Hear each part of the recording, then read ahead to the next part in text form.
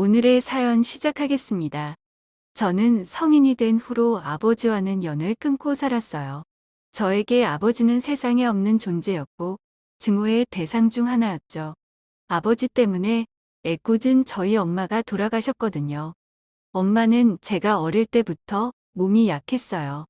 저랑 여동생은 몸 약한 엄마가 걱정돼서 어릴 때부터 엄마 속 한 번 안 썩이며 살려고 노력했고, 그런 저희를 대신해 엄마를 속상하게 만든 건 늘 아버지였어요. 아버지는 저희 자매가 어릴 때부터 다른 여자랑 바람이 나서 엄마를 속상하게 만들었거든요. 늘 엄마의 가슴에 멍이 들게 했어요. 엄마는 자식인 저희들에게는 이런 사실을 티내지 않으려 했지만 아버지와 바람난 여자나 그 여자의 남편들이 집에 종종 찾아와 난동을 피운 덕에 저희는 아버지가 여성 편력이 심하다는 사실을 알 수밖에 없었어요. 그래서 저희 자매는 늘 엄마의 속을 썩이는 아버지를 미워하게 됐죠. 그러다 제가 고등학교 갈 나이가 될 쯤이었어요.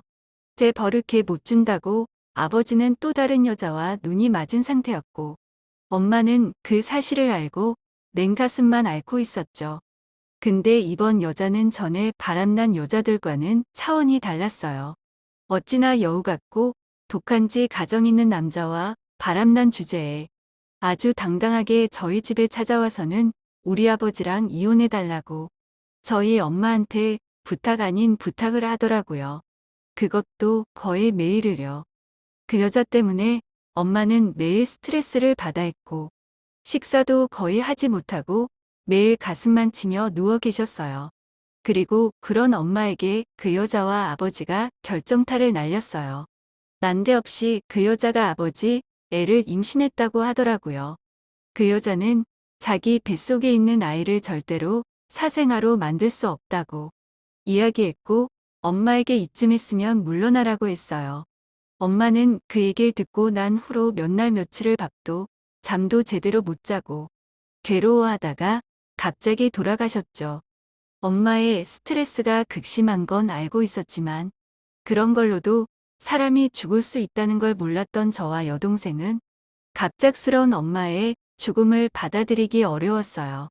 엄마 몸이 원체 약하긴 했지만 그래도 멀쩡했던 사람이 하루아침에 갑자기 죽으니 그 사실이 믿기지 않더라고요.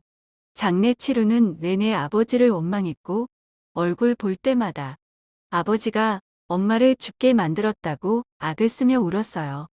그리고 엄마 돌아가신 지 한 달 정도 됐을 때 아버지가 갑자기 그러더군요. 이만하면 죽은 사람 위로는 다 된 것 같고 나도 내 인생 살려고 한다. 재혼할 생각이니까 괜히 트집 잡을 생각 마라. 엄마 돌아가신 지 얼마나 됐다고? 아직 49제도 치르기 전인데 그런 말을 하는 아버지를 이해할 수 없었고 받아들이기 어려웠어요. 게다가 재혼이라니 엄마가 뭐 때문에 갑자기 돌아가셨는지 모르지 않는 사람이 저렇게 나오니 참 뻔뻔하다 싶었죠. 그래서 재혼을 할 거면 우린 아버지랑 같이 안 살고 싶다고 이야기했고, 아버지는 어린 이들이 니들 능력으로 살 수나 있냐고, 본인 능력으론 너네 따로 살 집 못 마련해 준다고 하시더라고요. 그래서 저희는 엄마 돌아가시고 나온 보험금을 달라고 했어요.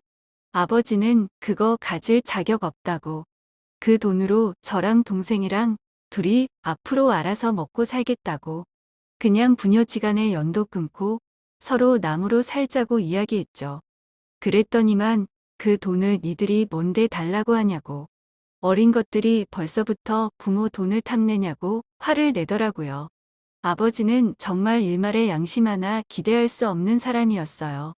그러면서 같이 살기 싫으면 고아원을 가던 니들 맘대로 하라고, 니넨 이제 내 자식 아니라고 하더라고요. 단 하루도 아버지와 그 여자와 살 수 없었던 저희는 알겠다고 했어요. 그리고 저희 자매는 잠시 외할머니의 신세를 지고 살기로 했죠. 외할머니랑 이모들한테 사정 얘기했더니 엄마 죽을 때부터 대충의 사정을 알고 있던 외가 식구들이 전부 다 도와주겠다고 하시더라고요. 그래서 저 성인 될 때까지만 도와주시면 된다고. 대학이든 뭐든 성인만 되면 알아서 하겠다고 말씀드렸고, 그런 저희가 안쓰러웠는지 외할머니랑 이모들은 그런 걱정 말라고 하셨어요. 니들 대학 보내고 시집갈 때까지 본인들이 다 케어해 줄 거라고요.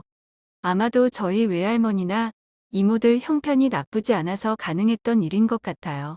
저희는 친가보다 외가 쪽이 경제적 상황이 훨씬 더 좋았거든요. 그래서 엄마가 결혼할 때만 하더라도 외가 쪽의 반대가 컸다고 들었어요. 돈도 없는 집안에 볼 것도 없는 놈한테 왜 시집 가려고 하냐고요.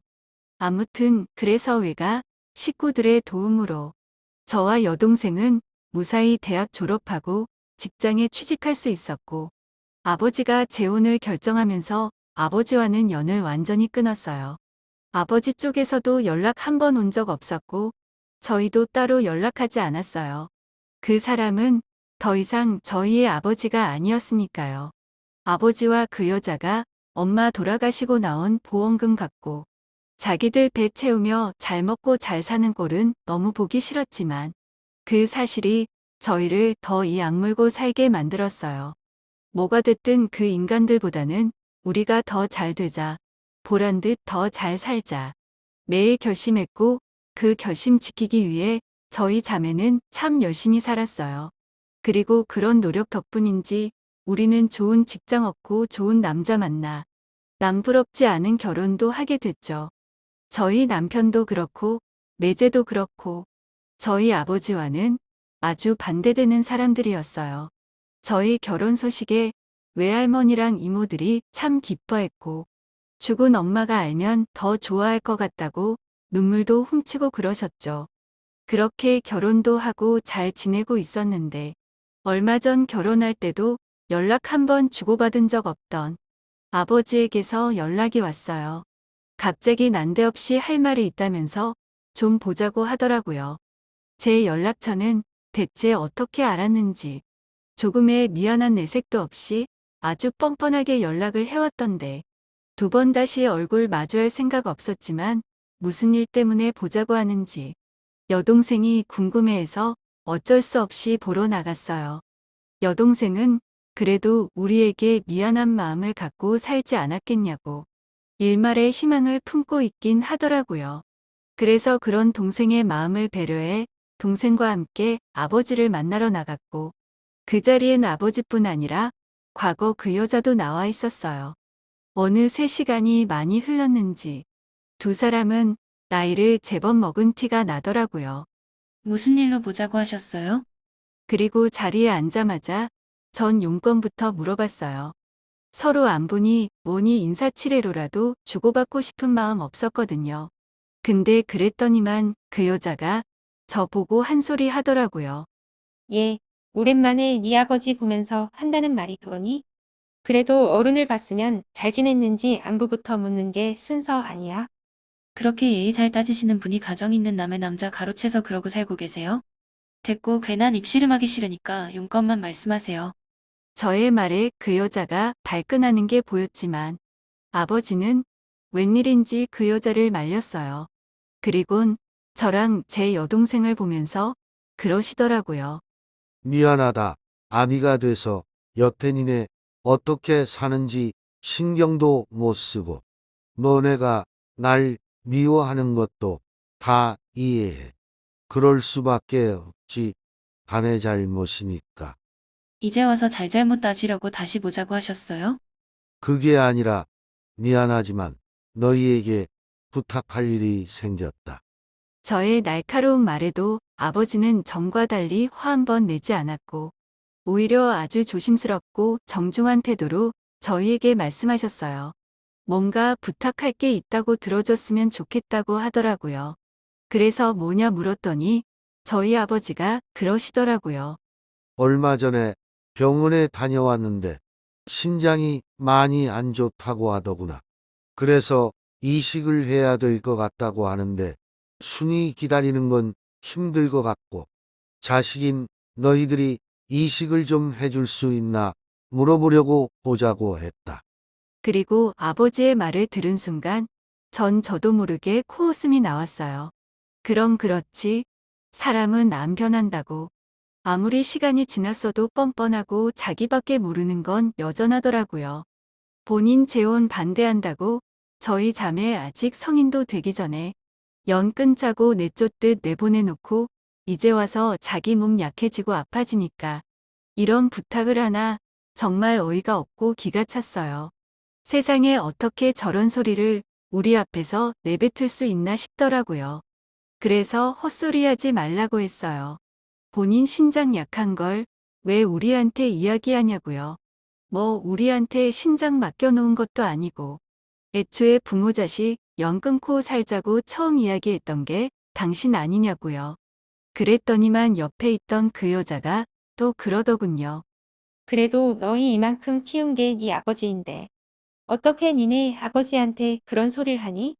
니들이 자식이면 자식된 도리로 당연히 이식해줘야지. 저희가 왜요? 그렇게 답답하고 걱정되면 아줌마가 해주세요. 아줌마도 할 수 있잖아요. 예, 그걸 내가 어떻게 아니? 니네 동생도 아직 한창 자랄 나이인데. 나까지 아파서 잘못되면 니네 동생은 누가 키워? 아줌마, 지금 무슨 소리 하시는 건지 모르겠는데 저한테 동생은 우리 자연이 뿐이에요. 그러니까 M1에 저희 동생으로 만들지 마시고 이식 같은 헛소리 더는 하지 마세요. 해줄 마음도 없으니까요. 저는 꿈도 꾸지 말라고 단호하게 거절했고 그런 저의 말에 아버지가 제 동생을 쳐다보더라고요. 너는 어떠냐고요. 그 시선에 저 역시 동생을 바라봤어요. 절대 안 된다고, 혹시라도 맘 약해지면 안 된다고요. 제 여동생은 저와 달리 엄마 성격을 닮아서 성격이 유하고 순하거든요. 남한테 싫은 소리 한 번 못 해보네요. 그런 애인 거 누구보다 제가 잘 아니까 행여라도 동생이 허튼 생각할까 싶어 너무 걱정이 됐어요. 하지만 그건 순전히 제 기우였어요. 남한테 싫은 소리 한 번 해본 적 없던 제 동생이 누구보다 단호한 표정으로 아버지한테 그러더라고요. 저는 아버지가 일말의 양심은 남아있는 사람인 줄 알았어요. 자기 자식 둘이나 버리고 딴 살림 차렸을 땐 애초에 그럴 인간이 아니라는 걸 깨달았어야 했는데 제가 미련해서 그걸 너무 늦게 알았네요. 그래서 이식을 해준다는 거야, 만다는 거야. 해줄 마음 없다는 거예요. 제가 왜 그걸 해주겠어요. 아버지랑 저희 인연은 옛날에 저희가 집 나올 때 끝난 거예요. 그러니까 더는 이런 일로 저희 찾지 마세요.